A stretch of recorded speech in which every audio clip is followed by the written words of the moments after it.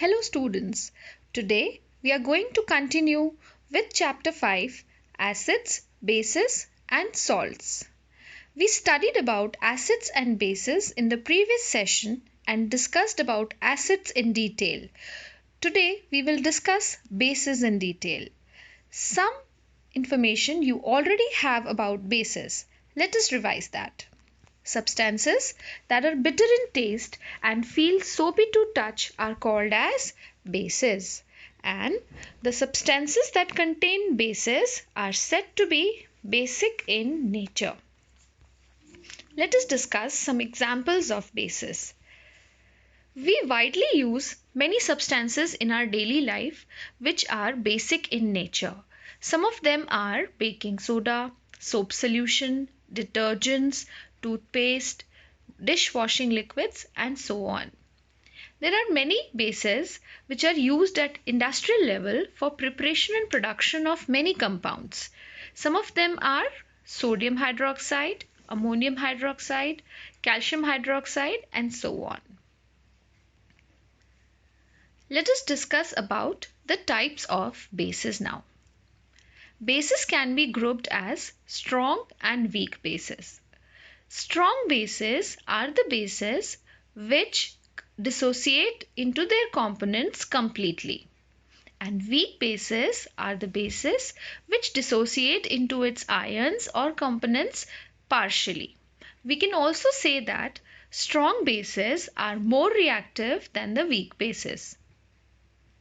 Some examples of strong bases are sodium hydroxide, potassium hydroxide. And some examples of weak bases are ammonium hydroxide, zinc hydroxide. There are many more bases about which and their uses we will be discussing later. Let us discuss about some of the important properties of bases. The first property is what you already have understood by now. They usually taste bitter. Bases are soapy to touch or slippery to touch, but it is advised that we should not handle chemicals or these kinds of substances without precaution. They may be harmful for your skin and should not be tasted. Now, the next property is bases turn red litmus blue. When a base comes in contact with a red litmus paper, the color changes to blue. This indicates that the substance is basic in nature. But if a basic substance comes in contact with a blue litmus paper, what will happen? The color remains blue. There is no color change. This also indicates the substance would be basic or neutral in nature. We will discuss about the indicators, that is the litmus paper, again in detail when we talk of indicators in the same chapter. Another important property is they produce salt and water on reacting with acids. When an acid and a base react, salt and water are produced. This is also what is called as neutralization reaction. We will be discussing in detail about neutralization also in the same chapter. All the bases are not soluble in water. Bases that are soluble in water are called as alkalis. Some examples of alkaline substances are sodium hydroxide, potassium hydroxide. Bases that have pH above 7 on a pH scale. If you all remember, we had discussed about this scale when we were discussing about acids in the previous session. pH scale is a parameter which helps us to understand and check the basicity or acidity of a substance. Say for example, we tested a substance on a pH paper and the color was light blue. So the value of that on a pH scale would be around 10. This indicates that the substance is basic. If the color is dark blue or violet, that means the substance is a strong base. But if the color is towards green or the value is very close to 7, that means the substance is a base but it is a weak base. Now, let us discuss about the uses of bases. Bases are widely used in our daily lives. We will discuss about calcium hydroxide first. Calcium hydroxide is a strong base and is commonly called slag lime. It is used in many agricultural pesticides. Excessive use of fertilizers makes the soil acidic. See, when farmers use excess of fertilizers in the soil turns to be acidic in nature. And an acidic soil is not at all good for the growth of the plants. So, to make the soil suitable for the growth of the plants, the farmer need to make the soil again a balanced one. For that, they use a base to neutralize the effect of the excess acid in the soil. And the base they use for neutralizing the acidity of the soil is calcium hydroxide, which is also called as slag lime. Whitewash, you must have seen this. People use a low cost paint in some areas or usually villages to paint their exterior or interior of the houses. That whitewash has slag lime as the main component. Wastewater from the factories is acidic in nature. So, again, this acidic waste cannot be disposed as such.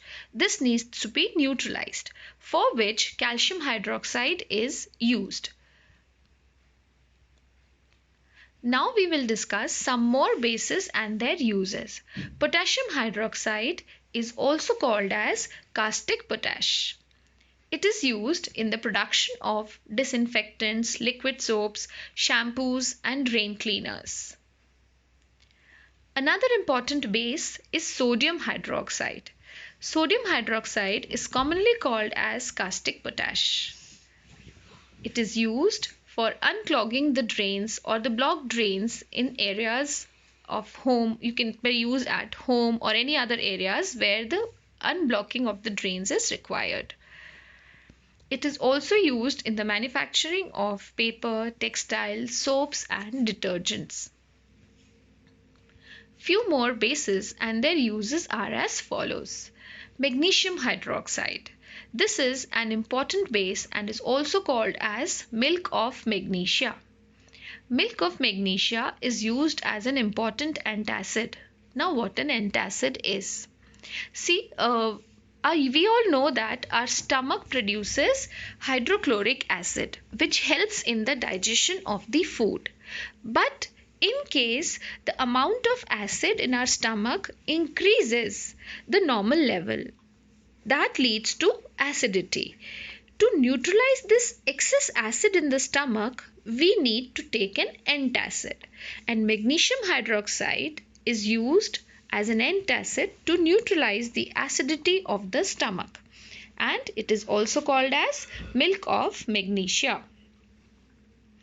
Another important base is ammonium hydroxide. It is used in the manufacture of household cleaners and many other chemicals. By now, we have understood about acids and bases. We discussed about the properties of acids and bases.